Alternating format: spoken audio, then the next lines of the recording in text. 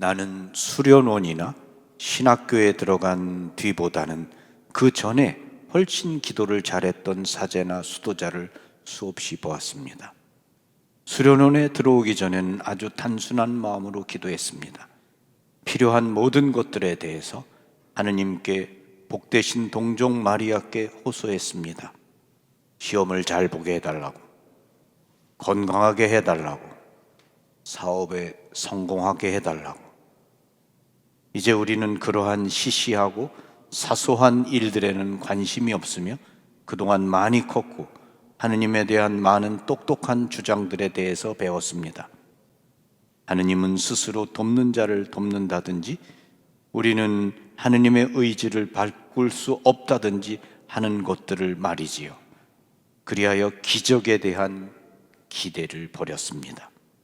기적을 위해 기도하기를 멈췄습니다.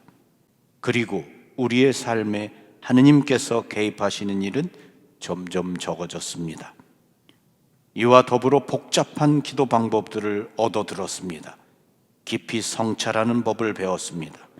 다시 말해서 독서와 묵상과 사변적인 기도에 모든 힘을 쏟았던 것입니다. 우리는 점차로 성인이 되기 위해서 필요한 것은 단호한 확신이라고 믿게 되었습니다. 그리고 이러한 확신을 더 확고하게 하기 위한 방법은 성찰, 묵상이라고 믿게 되었습니다.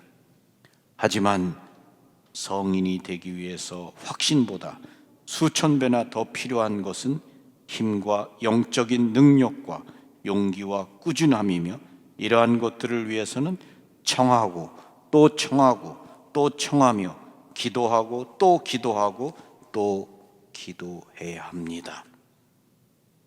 앤소니 드멜로 신부님의 책 하느님과의 만남 중에 나오는 이야기를 전해드렸습니다. 에스더는 찰스가 2살 때 이미 아직 기저귀를 찬 채로 바이올린을 시작했다면서 당시 그녀는 기도 중에 찰스에게 작은 바이올린을 주는 게 좋겠다는 확신이 들었다고 했다. 가족 중에 아무도 바이올린이나 다른 음악을 하는 사람이 없었는데도 말이다.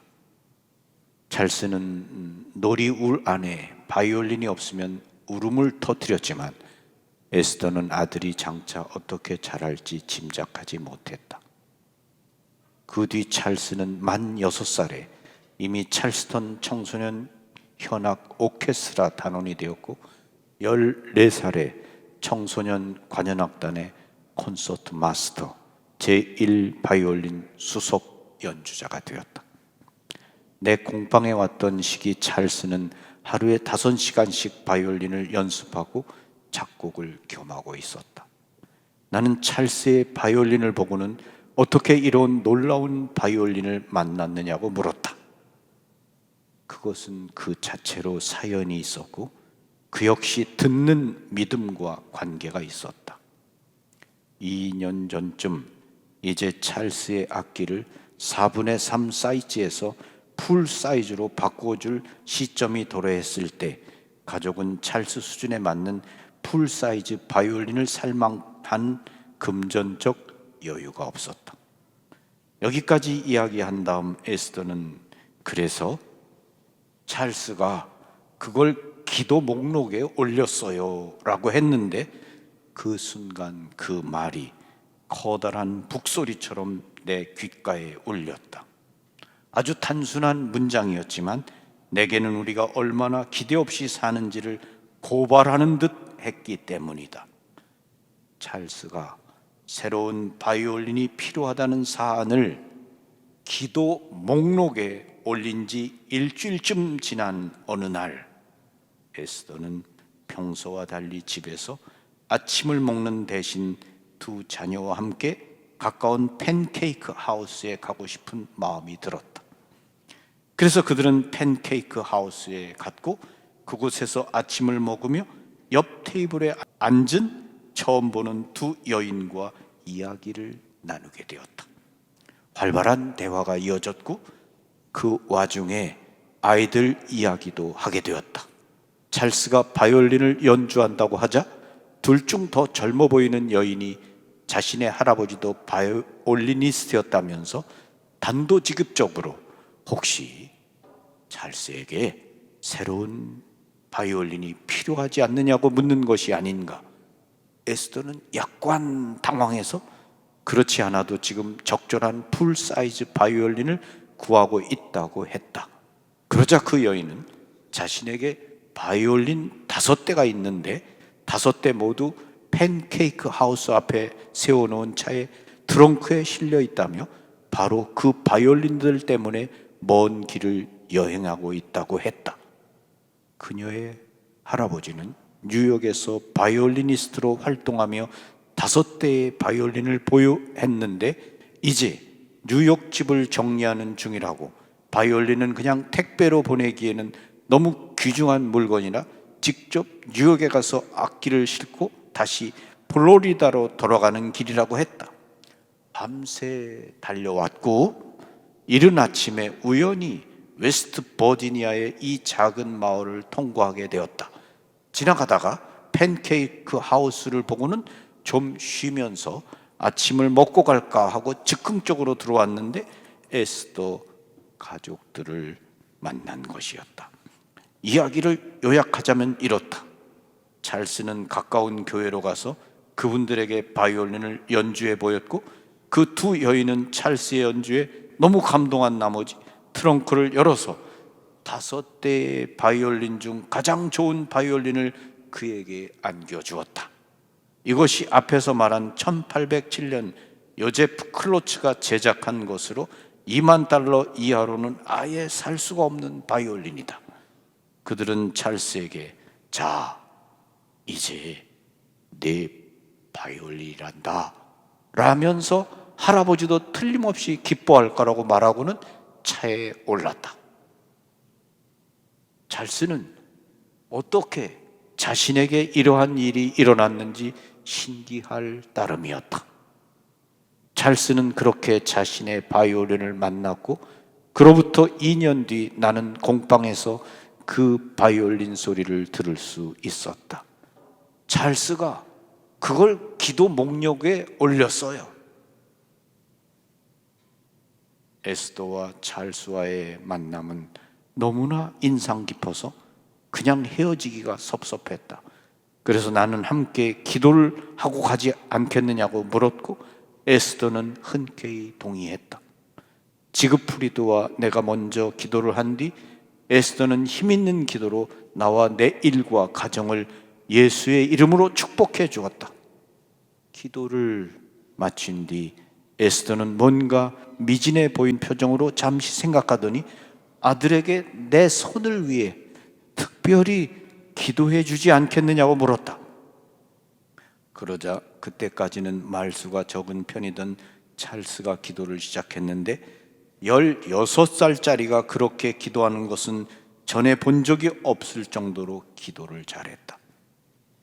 그러고는 마지막에 축복하기 위해 내 손을 잡더니 자신의 두 엄지손가락으로 내 손바닥을 가볍게 누른 것이 아닌가. 10년 전 소명을 받는 환상에서 경험했던 바로 그 방식이었다. 나는 아무에게도 이 이야기를 하지 않았지만 내 소명의 비전을 확인시켜 주기 위해 하느님이 두 사람을 내 공방에 보내신 듯한 느낌이 들었다. 마틴 슐레스케가 지은 책 울림 가운데 있는 놀라운 이야기입니다.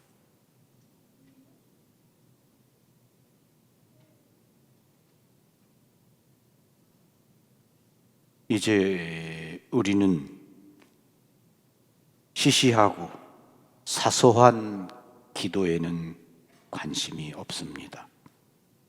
기적을 위해 기도하기를 멈췄습니다. 그리고 우리의 삶에 하느님께서 개입하신 일은 점점 적어졌습니다. 여러분 삶에 하느님이 개입하실 수 있도록 여러분의 마음을 열고 여러분 안에 기적이 일어나도록 기도하십시오. 찰스가 그걸 기도 목록에 올렸어요. 찰스가 기도 목록에 올리고 난 지 일주일 뒤에 이렇게 놀라운 방법으로 그는 멋진 특별한 바이올린을 선물 받게 되었습니다. 우연히 일어난 것이 아닙니다. 찰스가 그걸 기도의 목록에 올리고 하느님을 믿으면서 주시라고 기도했기 때문입니다. 우리는 칼라베스 신부님의 말처럼 청하는 기도보다는 뭔가 하느님께는 그렇게 기도하는 게 아니야.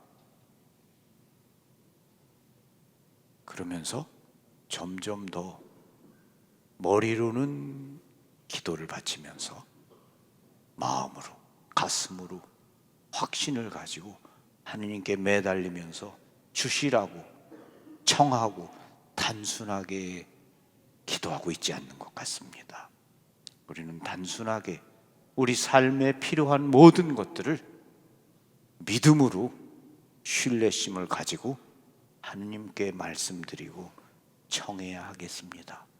오늘 성모님께서 포도주가 떨어졌구나라고 말씀하시면서 그 가정에 떨어진 포도주를 걱정하면서 예수님께 포도주를 채워주시라고 청합니다. 예수님께서 성모님의 청을 들어서 넘치도록 그 가정에 포도주를 채워줬습니다. 오늘 여러분 삶의 각자에게 떨어진 포도주가 있습니다. 여러분이 지금 겪고 있는 고통, 어려움, 슬픔들이 있습니다. 그것을 주님께 마음을 열고 말씀드리십시오. 믿음을 가지고 확신을 갖고, 그러면 주님께서 놀라운 방법으로 여러분의 기도에 응답해 주십니다. 아멘. 여러분이 믿음으로 기도하는 분들이 되시기를 바라고, 하느님께 청하고 또 청하고 또 청하고 또 청하는 분들이 되시기를 바랍니다. 아멘. 아멘. 감사합니다. 평화를 빕니다.